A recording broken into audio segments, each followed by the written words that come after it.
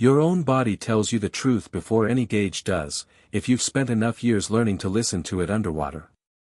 I've been a commercial saturation diver for 21 years, the last 9 of them as a dive supervisor for Halvard Subsea, working pipeline and valve repairs on the North Sea's cold, high-current fields, and the specific lesson that's kept me alive across 9 winters of that work is that a rising headache and a racing breath rate inside a rebreather means something is wrong right now. Whatever the countdown timer clipped to your wrist happens to be telling you about how much time you supposedly have left. My name is Freya Lindqvist. My aunt, Margit, is Halvard Subsea's Chief Technology Officer, the woman who spent the last 3 years building and championing DiveSync, a decompression and life support scheduling platform installed across our entire dive support fleet. This is a story about my aunt, about a system she genuinely believed had solved a genuinely hard problem, and about a February job on a subsea valve 211 feet down, where DiveSync's confident countdown timer told me I had 11 minutes of scrubber capacity left at the exact moment my own body was already telling me something considerably more urgent.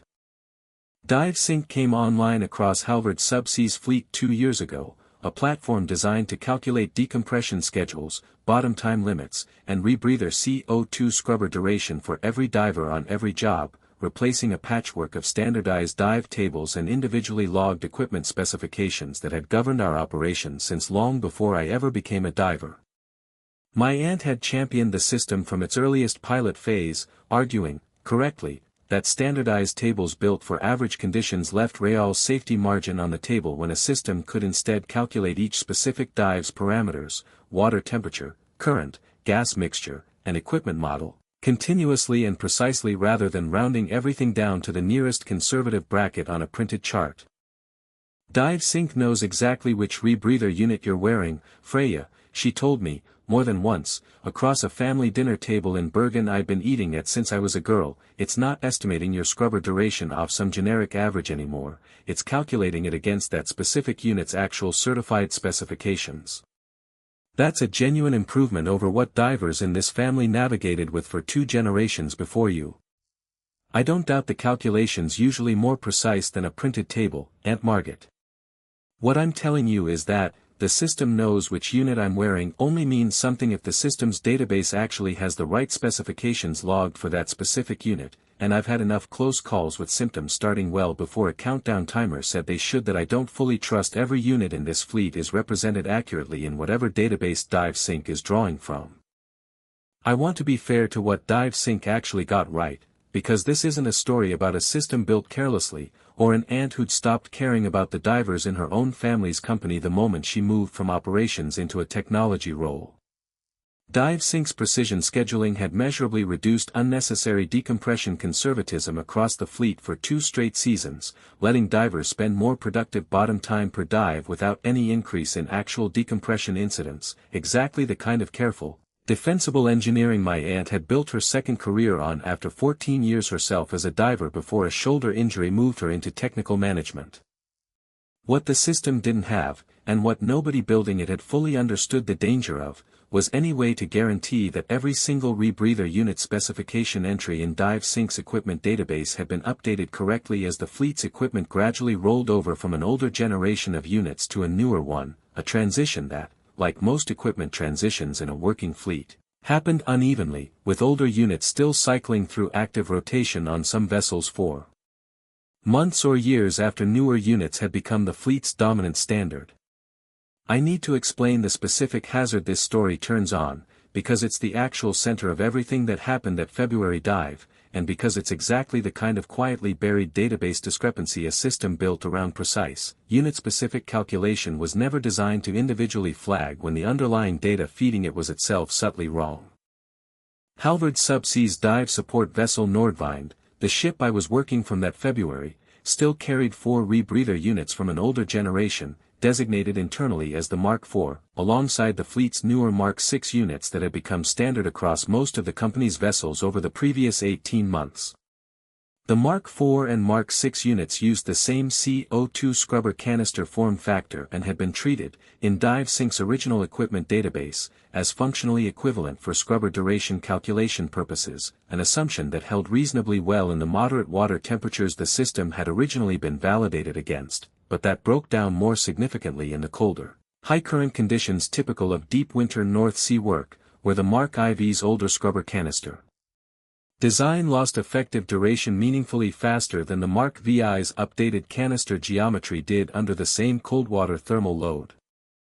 That difference had never been formally retested and re-entered into DiveSync's database after the system's initial rollout, because the engineering team's validation testing, understandably, had focused on the newer Mark VI units the fleet was actively transitioning toward, treating the older Mark IV units still in rotation as a shrinking legacy category that would age out of the fleet before the discrepancy meaningfully mattered.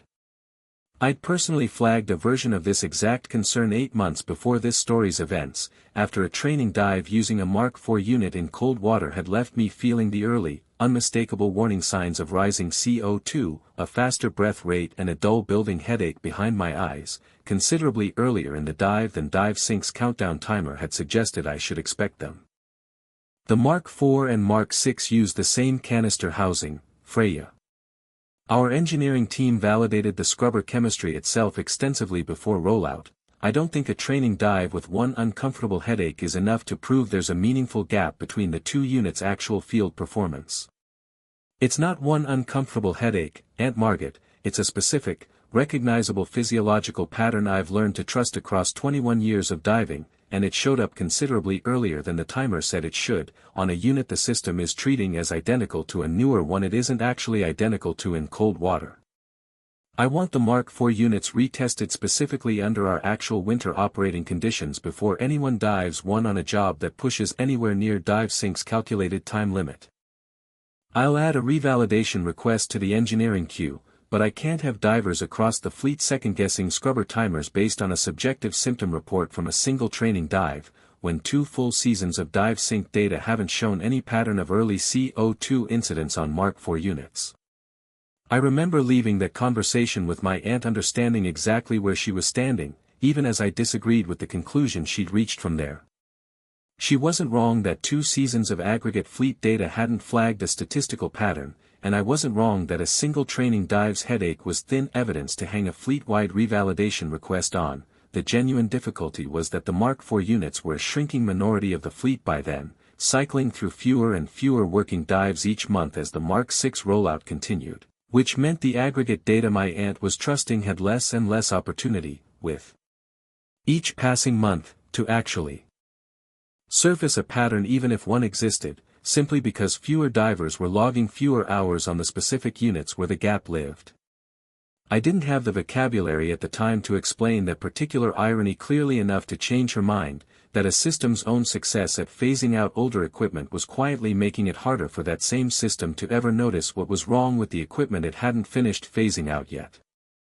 The dive this story turns on was the second week of February, a subsea valve repair at 211 feet on one of Halvard's North Sea pipeline fields, water temperature hovering just above freezing, current running hard enough that the job itself was already pushing toward the upper end of what the weather window allowed. I was diving a Mark IV unit that day, one of the Nordvine's 4 remaining older units, DiveSync's dive plan calculating a scrubber duration of 58 minutes for the specific gas mixture and depth profile of that job, a number my dive tender read back to me over comms as I began my descent. I was roughly 31 minutes into the dive, still working the valve's stubborn actuator housing with my hands numb inside thick gloves despite the suit's heating elements, when I felt it, the same specific pattern from that training dive 8 months earlier, my breathing quickening faster than the physical exertion alone accounted for, and a dull, building pressure starting behind my eyes, considerably earlier in the dive than DiveSync's 58-minute calculation should have put me anywhere close to scrubber saturation. Tender, this is Freya, I'm reading early CO2 symptoms, breath rates up and I've got a headache building, and I'm only 31 minutes into a 58-minute calculated window. I kept my voice level over comms, the particular flat calm I'd trained myself into across 21 years of exactly this kind of moment, even as my pulse was doing something considerably less calm beneath my suit. Dive sinks showing you at 51% scrubber capacity remaining, Freya, that's well within normal parameters for this point in the dive. Symptoms could be exertion-related given how hard you've been working that actuator housing. I know what exertion feels like at 31 minutes into a job like this, and I know what this specific headache feels like, and they're not the same thing. I'm aborting the valve work and beginning ascent now. I'd rather explain an early abort topside than find out the hard way which one of us was right about this canister. I want to describe what I actually did next, because it fell squarely within my formal authority as a working diver and, honestly, within the one rule every diver in my family has followed across 3 generations regardless of what any timer says, that recognized CO2 symptoms mean an immediate, non-negotiable ascent, full stop, no further negotiation with anyone topside about whether the timer agrees. I began my ascent immediately, calling out my depth and status to my tender every 30 seconds as trained, the particular disciplined patience of a controlled decompression ascent even while every instinct in my body wanted to move considerably faster than the physics of nitrogen off-gassing actually allowed. The cold pressed in harder as I rose through the thermocline, my headache building steadily behind my eyes with each passing minute, and I found myself running the same mental checklist my father had drilled into me during my very first winter dive: count the breaths, name the depth, trust the pattern over the panic, a checklist that had carried 3 generations of my family safely through exactly this kind of moment more times than any of us had ever needed to discuss aloud. My headache built steadily through the first 2 decompression stops, my breathing staying elevated well past what the exertion of the ascent itself explained, confirming, with every passing minute, that the pattern I'd trusted over the timer wasn't exertion at all. By the time I reached my first extended decompression stop at 60 feet, my tender had already pulled the Mark IV unit's actual physical specifications against DiveSync's database entry at my own insistence, radioed down through the topside supervisor, discovering, in the space of perhaps 4 increasingly tense minutes, that the unit's canister model number in DiveSync's records had been entered at the original database migration 18 months earlier, under a generic, compatible canister category shared with 3 other legacy unit types, none of which had actually been individually validated for cold water scrubber duration since the system's initial rollout. I completed my full decompression schedule without further incident, my symptoms easing steadily once I'd been off the Mark IV unit and onto surface-supplied air for the final stops, a controlled, textbook-correct abort that nonetheless left every person on that dive support vessel considerably more shaken than the calm radio traffic during it had probably suggested to anyone listening from shore. My dive tender, a steady, careful man named Joseph who'd worked beside me for 6 years, met me at the moon pool the moment I surfaced, pulling my helmet free himself before the deck crew's hands had even fully reached me. "You had us worried down here, Freya. 51% capacity remaining on the display the whole time you were calling early symptoms. If that unit's actual scrubber duration was running that far short of what the database calculated, that's not a small gap, that's the kind of gap that ends with somebody unconscious 200 feet down with nobody topside knowing anything's wrong until it's already happened." "I know exactly what kind of gap it is, Joseph. I've been telling my aunt for 8 months that this specific pattern doesn't wait politely for a timer to catch up to it, and today it finally showed up somewhere neither of us could keep arguing about after the fact." My aunt flew out to meet the Nordwind at port the following morning, having pulled DiveSync's full equipment database entry for the Mark IV unit the moment my incident report crossed her desk, and I want to describe the conversation honestly, because it wasn't simple vindication for either of us, even with a mislabeled canister category sitting in hard fact in front of both our eyes. A generic compatibility category covering 4 legacy unit types, none individually revalidated in 18 months, Freya. That's not a rounding error, that's the exact kind of gap that could have cost you consciousness 200 feet down with your tender reading a healthy 51% the entire time. I've been telling you for 8 months that the Mark IV runs shorter in cold water than DiveSync's database assumed, Aunt Margaret. I didn't have anything beyond 1 training dive's headache and 21 years of trusting my own breathing until yesterday made the gap impossible to keep deferring. This wasn't a system that stopped working, it was a system trusting a database entry nobody had gone back to individually verify once the fleet's attention moved on to the newer units. Which is exactly the gap I need to sit with, and I know that now in a way I genuinely didn't let myself believe 8 months ago, when you first raised it. I wasn't dismissing you because I'd stopped trusting your judgment, Freya. I built DiveSync because I spent 14 years diving printed tables that rounded every single one of us down more conservatively than any of us actually needed, costing this whole industry real productive time out of an abundance of caution that a precise system could genuinely improve on. I wanted a version of this job that didn't cost people that margin unnecessarily, and I think I let that wanting outrun how thoroughly every legacy unit in this fleet's database had actually been individually re-verified, right up until yesterday. I know that, Aunt Margit. I'm not angry at you for wanting more precision than a generic printed table ever gave any of us. I grew up hearing Grandpa's stories about how conservative those old tables made every single dive.